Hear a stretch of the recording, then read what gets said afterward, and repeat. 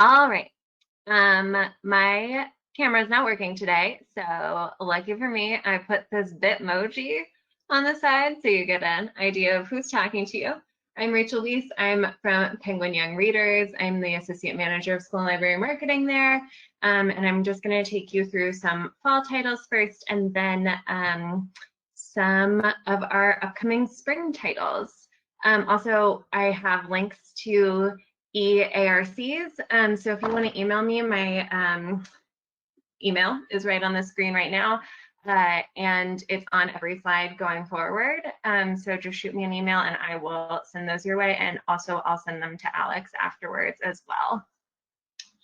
All right, let's dive in.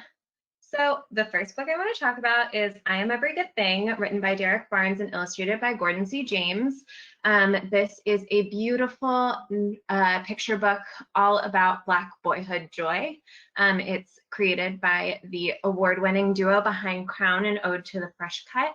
It's received 5-star reviews, and I just wanted to show you some of the gorgeous illustrations that you can see throughout. It also has beautiful, beautiful text like this page, which says, I am brave, I am hope, I am my ancestors' wildest dream, I am worthy of success, of respect, of safety, of kindness, of happiness. All right, there we go. Next is Jacqueline Woodson's Before the Ever After. This is her return to novels in verse after Brown Girl Dreaming, which came out, I'm going to say 5 years ago.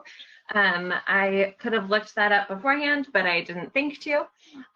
This is about ZJ and his dad. His dad was a professional football player, but after a traumatic head injury, his behavior is changing.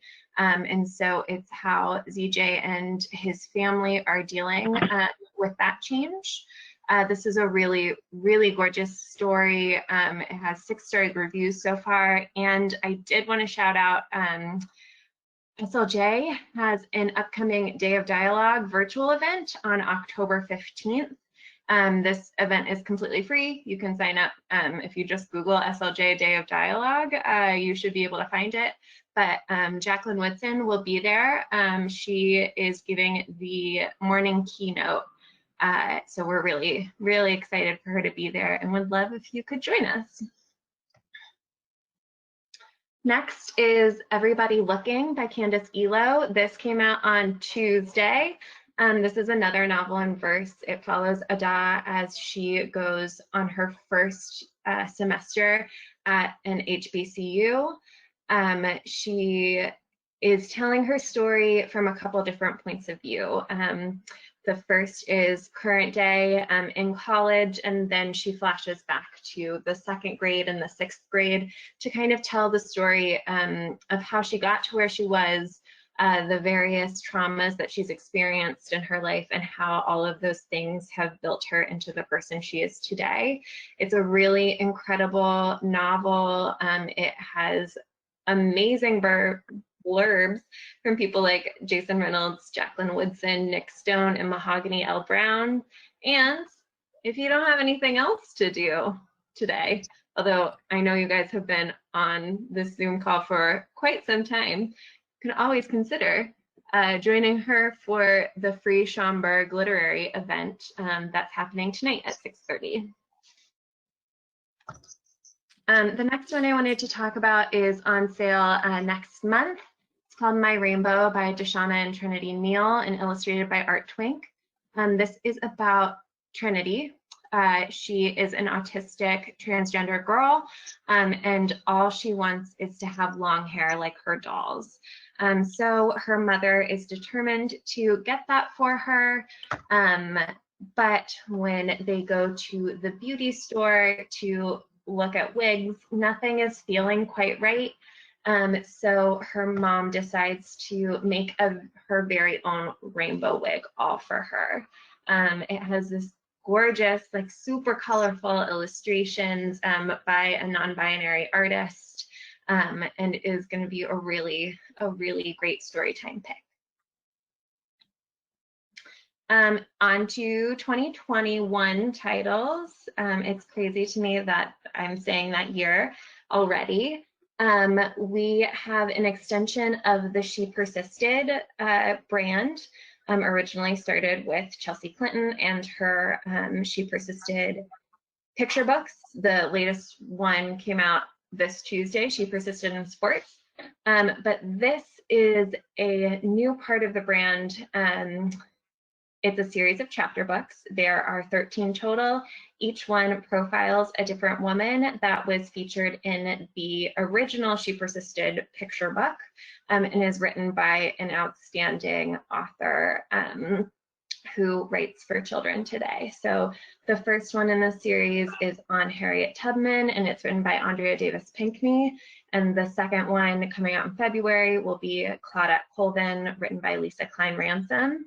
And we will have one book a month throughout all of 2021 and 2 books in December. So this is a really great series that we're very excited about. We're calling it the Persisterhood. So join the Persisterhood. Also, we have SLJ Day of Dialogue, and Lisa Klein Ransom will be doing an author chat. So come by to talk to them as well. Next up, I have Last Night at the Telegraph Club by Melinda Lowe. You might know Melinda Lowe from her many novels, but her very first one was Ash, which is kind of like the peak of lesbian fantasy. It is such a like seminal novel for this genre. So Melinda is back. This time she's taking on another genre. Last Night at the Telegraph Club is historical fiction. It's set in the 1950s in San Francisco's Chinatown, and it follows Lily Hugh as she comes to terms with her sexuality and her feelings for Kathleen. And while she and Kath are getting closer, Kath introduces her to the Telegraph Club, which is a lesbian bar that existed in San Francisco in the 50s. While this is a really beautiful romance, there are some elements of an immigration story. Lily's father is being threatened with deportation during McCarthy era United States. He's gotten on some people's lists. And this is just a really, really beautiful historical fiction novel. I talked to Melinda Lowe a couple months ago when we were first talking about this book, and she was saying that she really built the world and Chinatown in San Francisco in the 50s like she would a fantasy novel, and it really feels true. There's some really gorgeous world building going on in this novel. Next is Milo Imagines the World by Matt De La Pena and Christian Robinson. This is all about Milo.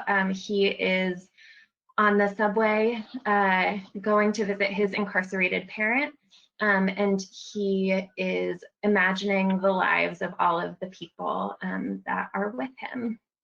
I'm realizing that I took too long on all the other books, so I'm gonna blast through these really quickly.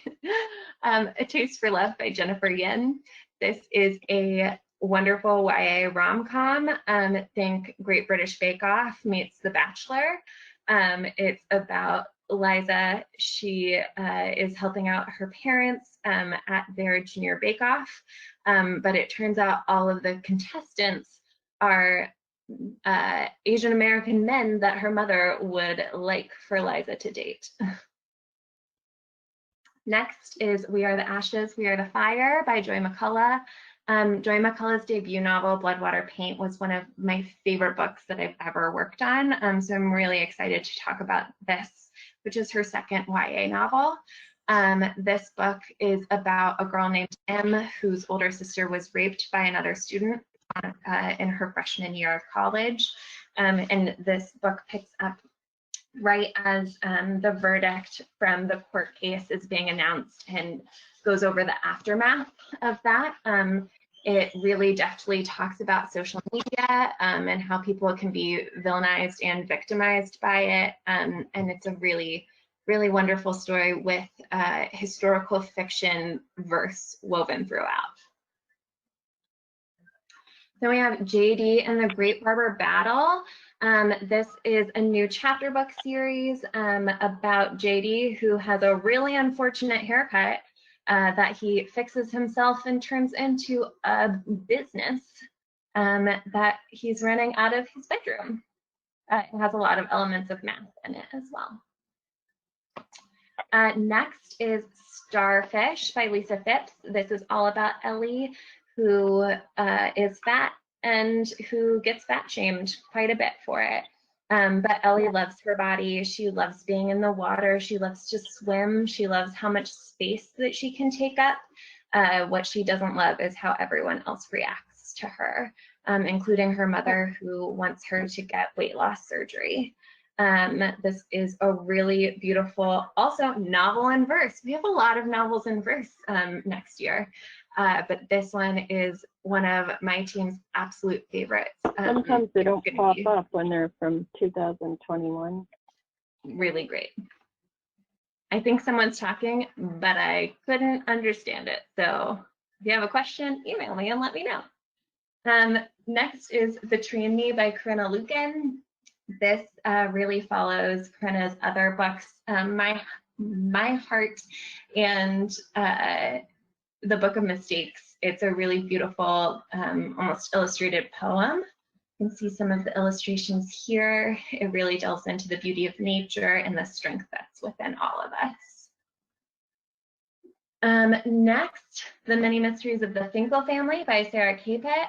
I put an image of Get a Grip, Vivi Cohen in the bottom because it's coming out in paperback in January and is an absolute favorite of mine. But The Many Mysteries of the Finkel Family is Sarah's second novel. It follows two autistic sisters as they start their own detective agency, solving small crimes that are happening in their house, their neighborhood, and their school. Next is Saving American Beach. This is all about a woman who was a famous opera singer whose grandfather started American Beach during the Jim Crow era. When American Beach is abandoned after segregation laws end, the beach falls into disarray, and she comes back to become an environmental activist and save this beautiful piece of history. All right, two more. I can do this.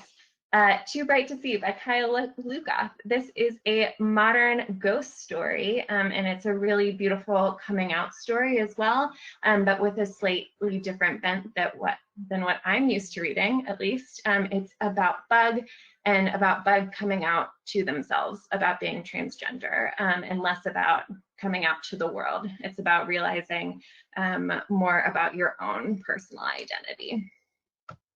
And the last one, Trouble in the Stars. Think Guardians of the Galaxy, but for middle grade with a shapeshifter. And connect with us online at penguinclassroom.com. We have places where you can request author visits, our blog, virtual events. We're also on all of these lovely social media platforms. I run the Instagram, so you should say hi. And that's it. I didn't think I would go this slowly. Thank you all.